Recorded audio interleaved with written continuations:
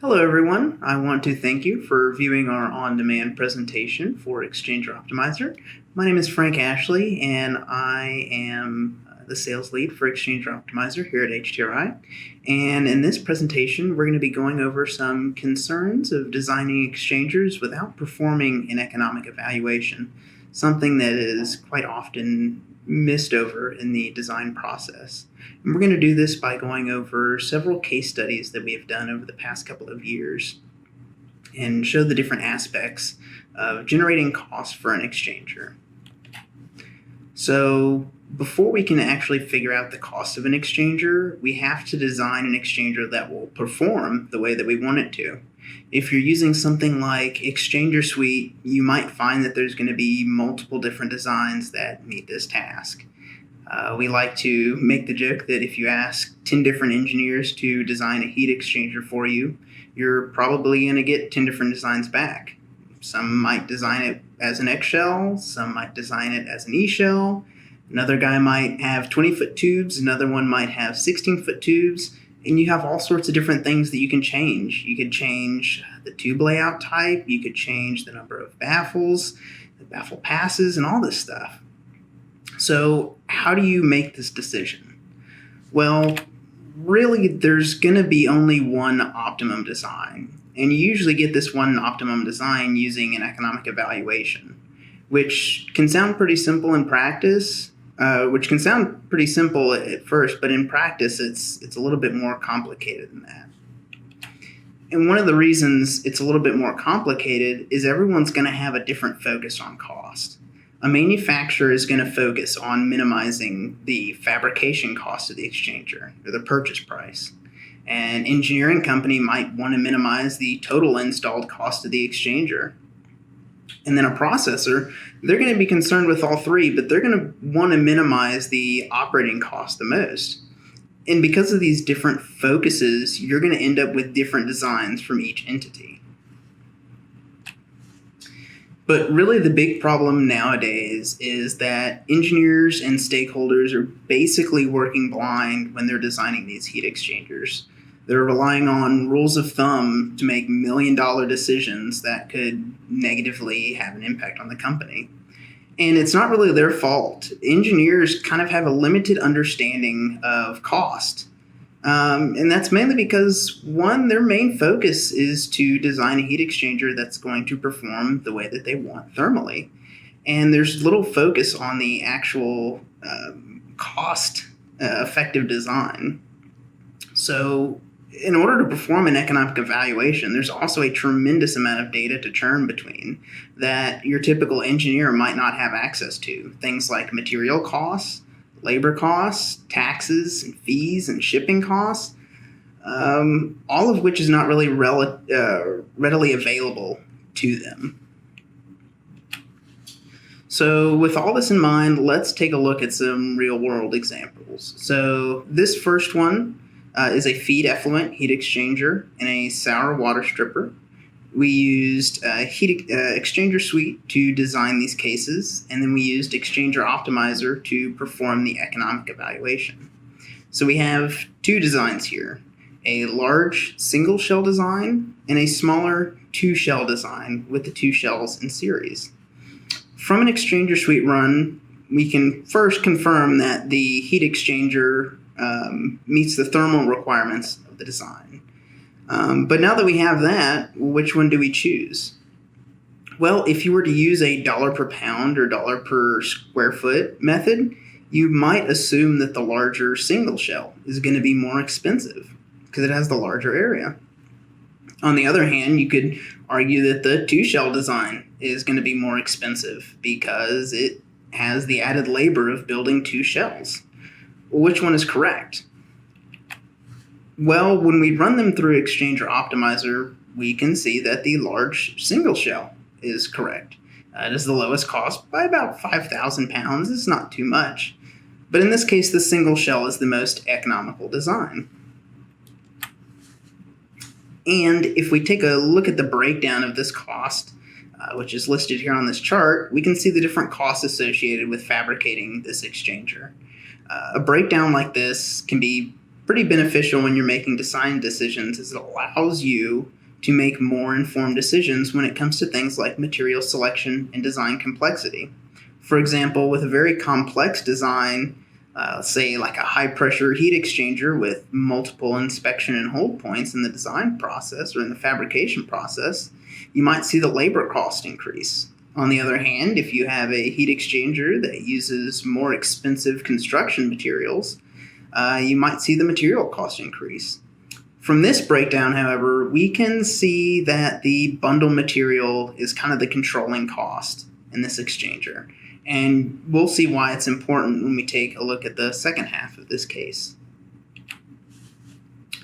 So a metallurgical review was completed on these designs, and from that review, it was recommended to change the tubes from carbon steel tubes to Hastelloy tubes due to high H2S and chloride content. So based on this recommendation, we revised the tube material in Exchanger Optimizer, and we reran the calculations. The first thing we can see is that the price of these exchangers has gone up quite a bit. But now the two shell design is almost 200,000 euros less than the single shell design. Well, why is this? Remember how I said that the bundle material was controlling the price of the heat exchanger? Well, here we can see the effect that this has when we alter the design. So just by changing the tube material. The only way to figure out the ideal design is by evaluating really the cost. In this case, with the two shell design, we were able to have a lower tube count than the large single shell.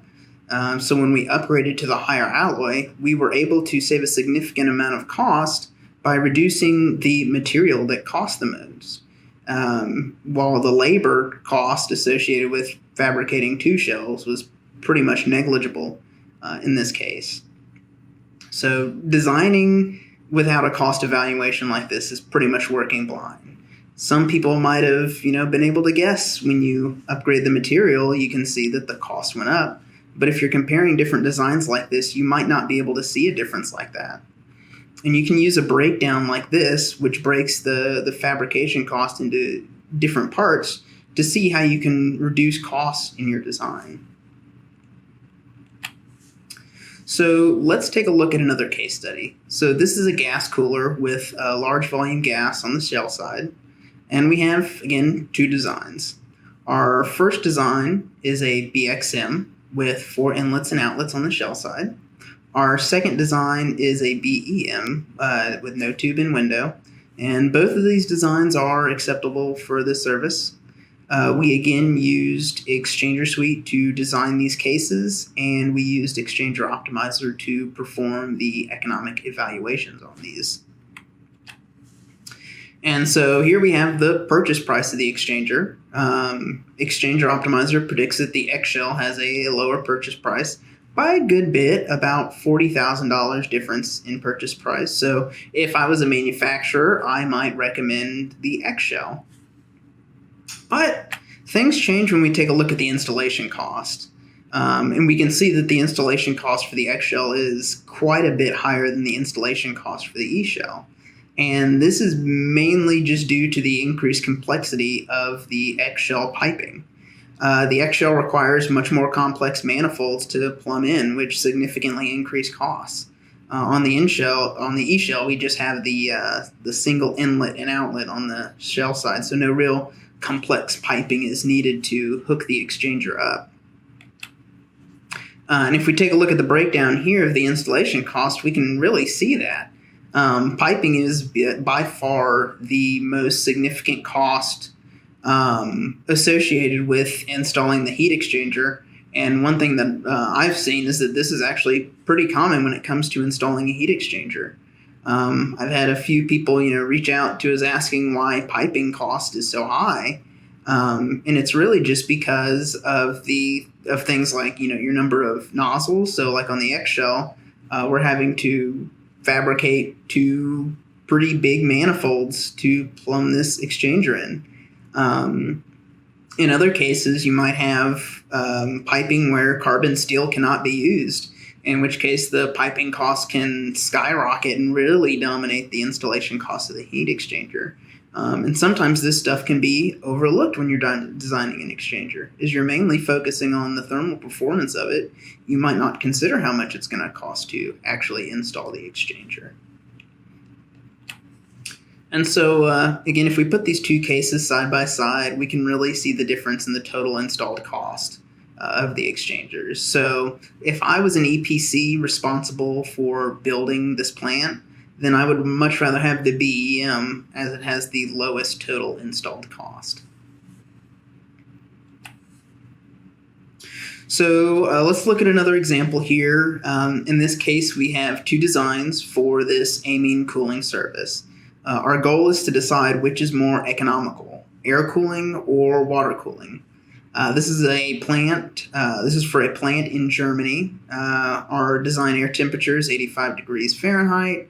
Our electricity rate is 30 cents per kilowatt hour, and our cooling water utility rate is $41 per million BTUs. And this is going to be over a 3-year evaluation period. So all of our operating costs are going to be over the course of 3 years. So just like previous cases, we sized them in Exchanger Suite and we evaluated them in Exchanger Optimizer.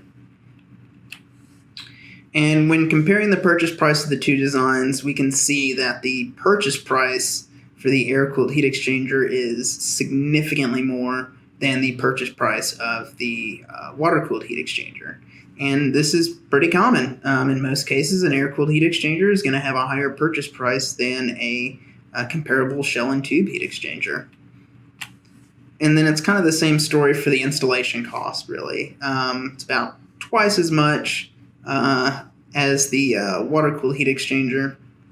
And I like to joke, if we're just looking at the fabrication and installation costs, nobody would really want an air-cooled heat exchanger. They take up more space, they cost more.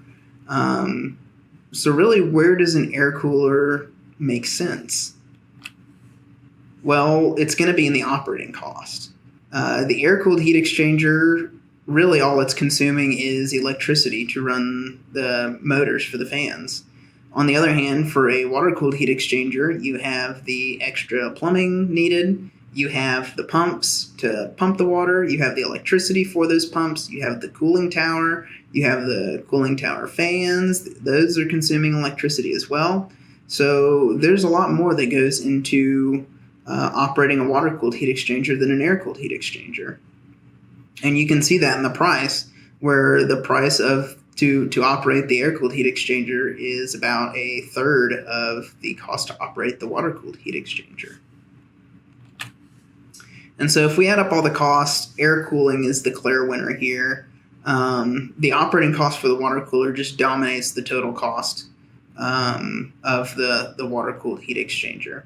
So if I was the person that was running this plant, I would take the air-cooled heat exchanger in this case. But let's take a look at another service from the same plant. This time it is a hydrocarbon product cooler. We're using the same utility rates for the operating costs, using the same design air temperature, and still the same over the same 3-year period. This time, when we perform the same analysis as before, the water cooling is actually more economical. And in this case, the fluid was a lot more viscous, and the heat transfer coefficient for the hydrocarbon product was much higher on the shell side of the shell and tube than it was on the tube side of the air cooler. So we're able to save a lot of money in the operating costs on the water-cooled heat exchanger in this case. And so if I was operating this plant in these conditions, I would choose the water cooling. And this is something you might not see if you don't do an evaluation like this. So let's take a look at another use for Optimizer. So in this case, we're going to be optimizing the face velocity of an air cooler. Let's go back to the same amine cooler that was installed in Germany. So the 30 cents per kilowatt hour and the 85 degree design air temperature. When we make a plot of the purchase price of the air-cooled heat exchanger to the face velocity, we can see that the purchase price decreases as face velocity increases. This is because the reduction in the tubes, the headers, and the structures was more than the increased cost for the fan and driver. So from the perspective of a manufacturer, the ideal face velocity is about 700 feet per minute, which is the ideal limit of a reasonable static pressure drop. However, if we take into account the cost of electricity and look at it from the point of view of an operator, we'd much rather prefer something closer to 470. And this is kind of what you can see here. Right around 470 is our lowest cost. After that, the cost tends to go up. Now, with that information in mind, let's take the same service and design it for a plant in Saudi Arabia. The air is a lot warmer there, and the electricity is a lot less expensive.